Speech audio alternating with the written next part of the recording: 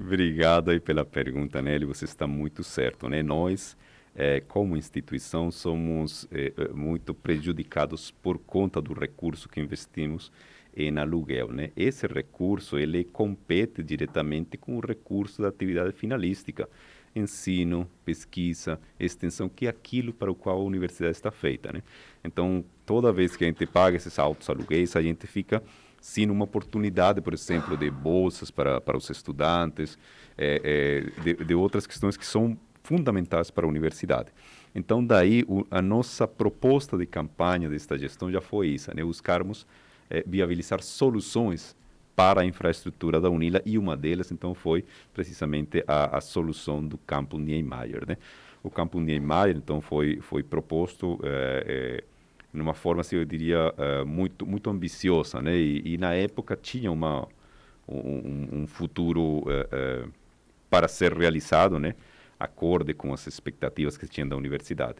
Infelizmente, essa realidade mudou no Brasil, né? E o próprio Ministério da Educação, ele já se manifestou como inviável a construção desse campus nesse projeto inicial, e nos autorizam, então, para a gente buscar alternativas, né?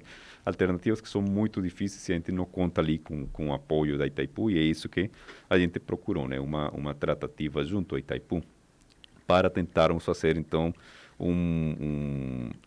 buscarmos uma alternativa que nos permita, então, recuperar esse recurso investido lá no campus e aplicá-lo no nosso terreno da Tancredo Neves, na busca, então, de completarmos ali 80%, 90% da nossa infraestrutura necessária. Essa tratativa ela, se iniciou lá com a anterior diretoria da Itaipu, continuou com a atual diretoria, e foi um processo, como você disse, bem difícil, porque ele tem muitos atores, tem muita normativa, tem inclusive precisa ter um ok presidencial diretamente, né, para poder acontecer. Então, a UNILA dedicou uma equipe exclusiva para isso. A Itaipu também foi muito solícita nesse sentido com a sua equipe. Construímos as propostas, o projeto. Entrou para nas cidades, porque o Estado também está participando desse processo. E hoje superou todas as etapas internas que a nós correspondem. Inclusive, no mês de novembro, se não me engano, passou e foi aprovado por unanimidade essa proposta no Conselho Superior Universitário.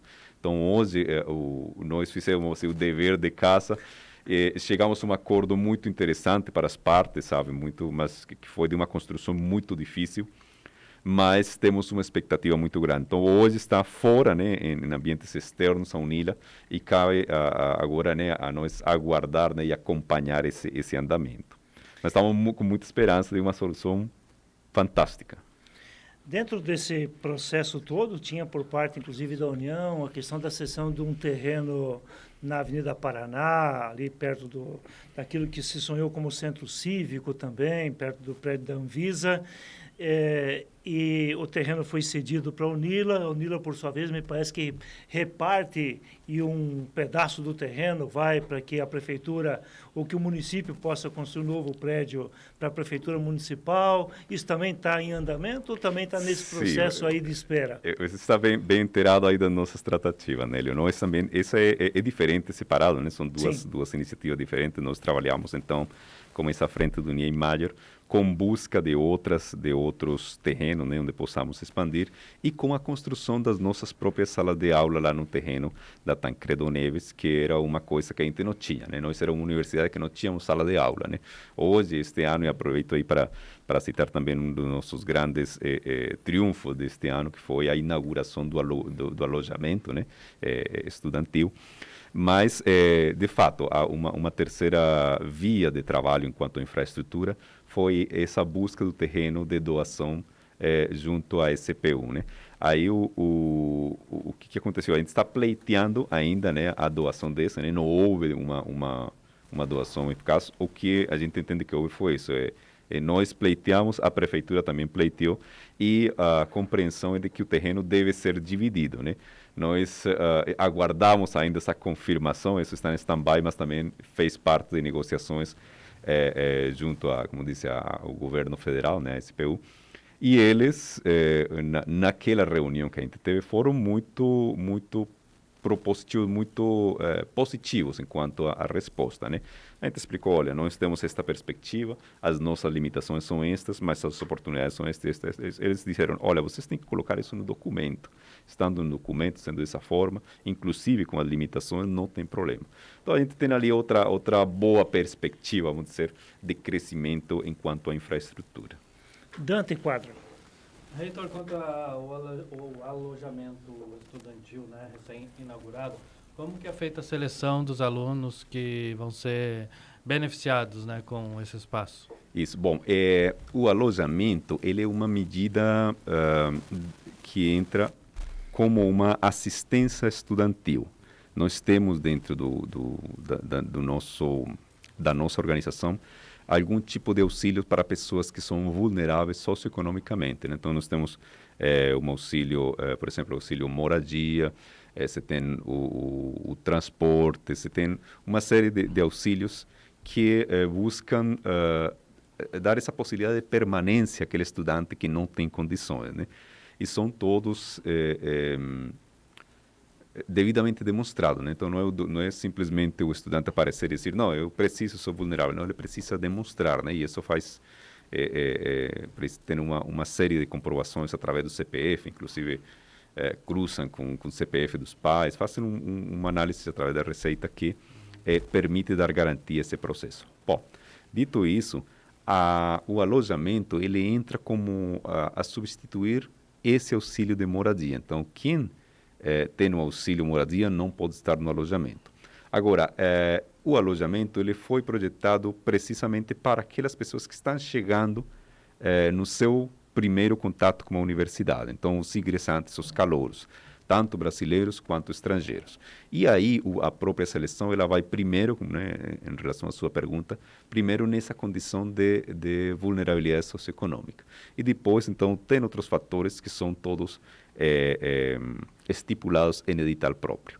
Hoje esse edital já correu, nós já temos ali os candidatos, né, e os selecionados, e então se espera que a partir da volta às aulas presenciais a gente já consiga dar fazer essa ocupação do alojamento. Professor, nesses últimos, colocando em números redondos, 2 anos de pandemia, nós tivemos em cada país algumas normas quanto à restrição, quem pode sair, quem pode entrar, quais são as normativas para isso. Vamos pegar aqui o caso da Argentina, que deixou mais fechado durante um período longo. Em relação a alunos da UNILA, que vêm aqui dos países da América Latina, muita dificuldade nesses aspectos? Com certeza essas medidas, né, de trânsito internacional terminaram afetando a circulação dos nossos alunos, né? Não só alunos, mas também de servidores, né? Nós temos muito professor estrangeiro, né? Mas veja, como nesse período a gente conseguiu estabilizar o nosso ensino remoto emergencial, o aluno dos outros países ele pode retornar aos seus países e permanecer lá com o vínculo institucional, com a realização das aulas à distância, né? Sem ter que vir e voltar, né? Neste momento, e aí voltamos novamente ao prazo, né, que se tinha, né? A gente tinha assumido até um compromisso público com a comunidade acadêmica de um retorno em não menos de um anúncio de um retorno em não menos de 60 dias, precisamente porque isso envolve, né, para quem está fora do país, os trâmites consulares, vir lá de novo, procurar o visto, né, comprar a passagem, até procurar onde vir morar de novo, porque teve que entregar tudo. Então, sim, essas medidas evidentemente afetaram nossos estudantes estrangeiros. Inclusive, né, essas medidas, por conta dessas restrições, diminuiu muito os voos mesmo nacional, né? Então, quem é brasileiro, não diretamente, né, por uma medida internacional, mas por outras medidas sanitárias, se viu afetado, né? Então, esse ensino remoto lhe permitiu aos nossos alunos a permanência dentro da Universidade Pública Federal, a continuidade dos seus cursos. E, bom, hoje, na volta, a gente vai ver, né, como é que vai ser essa realidade do retorno físico para Foz do Iguaçu. O que é que o senhor vê no horizonte em relação a essa, se dá para chamar quase que da precipitação que foi imposta no ensino à distância, no ensino remoto, porque naquilo que algumas instituições planejavam para dentro de um certo prazo, tiveram que antecipar para se adaptar na situação que se viveu nesses últimos 2 anos. O que o senhor vê no horizonte em relação a esse ensino híbrido? O que pode ser, de repente, implantado como ensino à distância e, assim, aumentar, inclusive, a abrangência no caso da UNILA? Obrigado pela pergunta. Eu acho muito, muito pertinente nele, porque assim, foi muito traumático entrar nessa dinâmica, muito traumático. Porque a gente tinha tecnologia, mas não tinha cultura. Inclusive, as nossas próprias normativas criavam muito impedimento, né? Para a gente poder fazer isso, tinha que ser educação à distância mesmo, que exige um nível superior ao que nós conseguimos oferecer através do ensino remoto emergencial. Isso é compreensível, porque você precisa qualidade no ensino. Então, ensino à distância, educação à distância propriamente dita, ela é exigente e é absolutamente compreensível.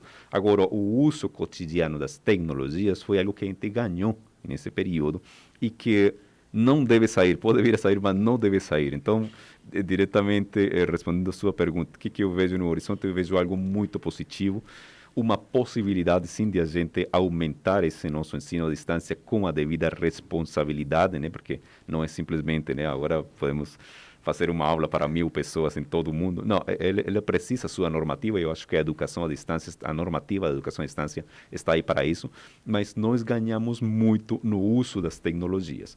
Então, eu vejo, sim, como um aprendizado muito positivo e que, de fato, vai abrir oportunidade. Eu acho que está na hora de a gente perguntar, olha, será que nós precisamos trazer o aluno lá da Venezuela, da Costa Rica, para ensinar para ele aqui o português, para ensinar para ele, né, a matemática?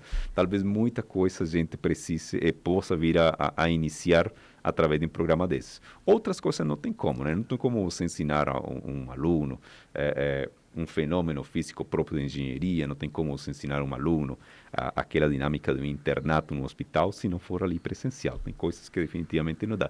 Mas tem coisa ali que dá para pensar, repensar no nosso ensino. Precisamos agora também, claro, as normativas que nos permitam, né, avançar nesse sentido.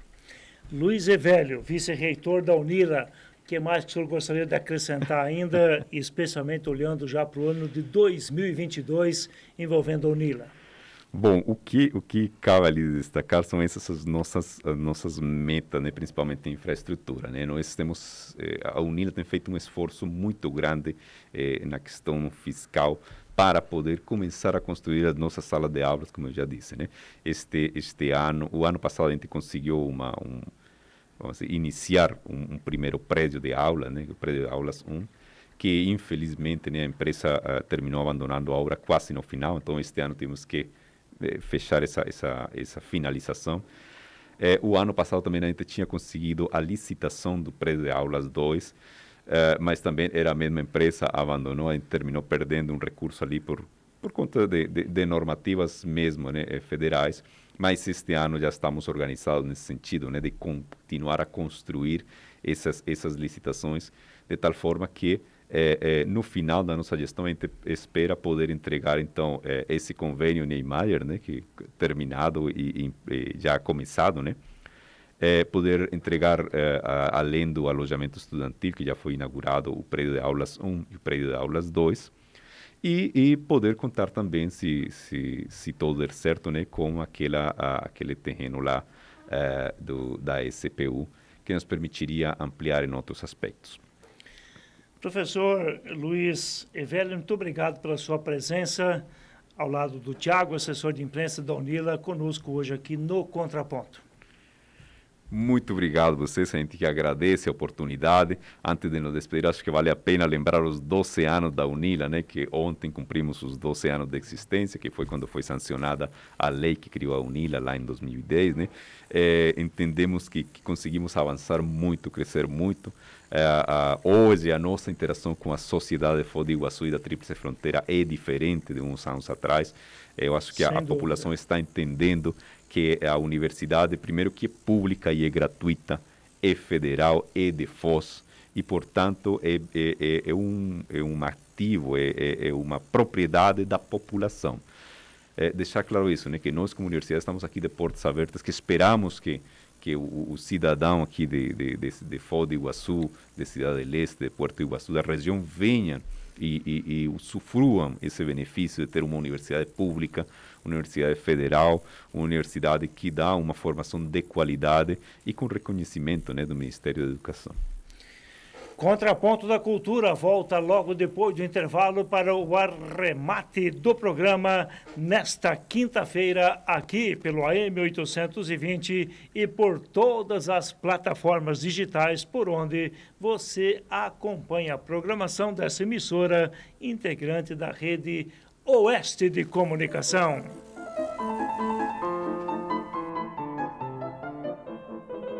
12h39. Fique ligado nas dicas. Energia Segura Copel.